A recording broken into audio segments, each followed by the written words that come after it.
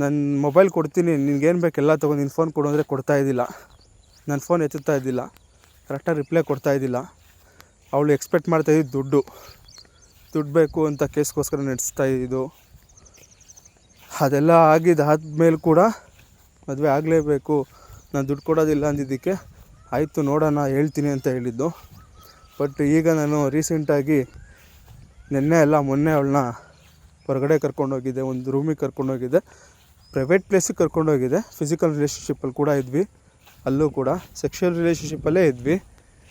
ಆವಾಗ ಅವಳದು ಫೋನಲ್ಲಿ ಕಾಲ್ ಹಿಸ್ಟ್ರಿ ಎಲ್ಲ ನೋಡಿದಾಗ ನನ್ನ ಅನುಮಾನ ನಿಜ ಆಯಿತು.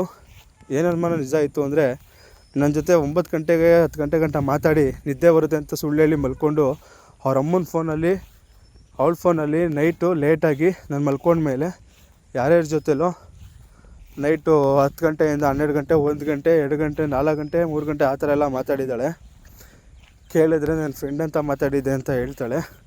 ಒಬ್ಬರ ಜೊತೆಲಿ ಮಾತಾಡಿದ್ರೆ ಸಹಿಸ್ಕೋಬೋದು, ಪ್ರತಿಯೊಬ್ಬರು ಅವರು HR ಜೊತೆ ಮಾತಾಡಿದ್ದಾಳೆ. HR ಜೊತೆ ಅಷ್ಟೊತ್ತಲ್ಲಿ ಏನು ಮಾತಾಡೋ ಅವಶ್ಯಕತೆ ಇರುತ್ತೆ ಗೊತ್ತಿಲ್ಲ.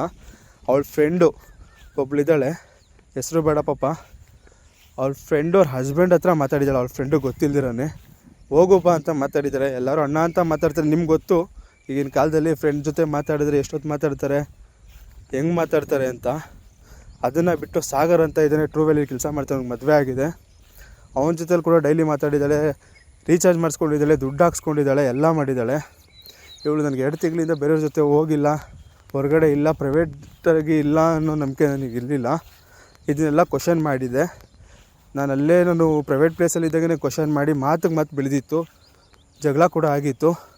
ನಾನು ಅಲ್ಲಿಂದ ಸೀದಾ ಸ್ಟೇಷನ್ಗೆ ಹೋಗೋಣ ಅಂತ ಕರ್ಕೊಂಬಂದೆ, ಕುಂಬಳಗೂಡು ಸ್ಟೇಷನಿಗೆ. ಬಟ್ ಅವ್ಳು ಸ್ಟೇಷನಿಗೆ ಬರೋಕ್ಕೆ ನಿರಾಕರಿಸಿದ್ಲು. ನಾನು ಬರೋದಿಲ್ಲ, ಏನು ಬೇಕಾದ್ರೂ ಮಾಡ್ಕೊಳ್ಳಿ, ನಾನು ಬರೋದಿಲ್ಲ, ನೀವೇ ಹೋಗ್ಕೊಳ್ಳಿ ಅಂತ. ಅದಾದಮೇಲೆ ನೀವು ಸ್ಟೇಷನಿಗೆ ಹೋಗಿ ನಾನು ಸತ್ತೋಗ್ತೀನಿ, ನಮ್ಮ ಅಮ್ಮನಿಗೂ ವಿಷ ಕೊಟ್ಬಿಟ್ಟು ಅಂತ ಬ್ಲ್ಯಾಕ್ ಮೇಲ್ ಮಾಡೋದು. ತಪ್ಪು ಮಾಡಿಲ್ಲ ಅಂದರೆ ಸ್ಟೇಷನಿಗೆ ಬರ್ಬೋದಿತ್ತು. ನಾನು ಅವಳಿಗೆ ಹೊಡೆದಿಲ್ಲ, ಏನೂ ಮಾಡಿಲ್ಲ.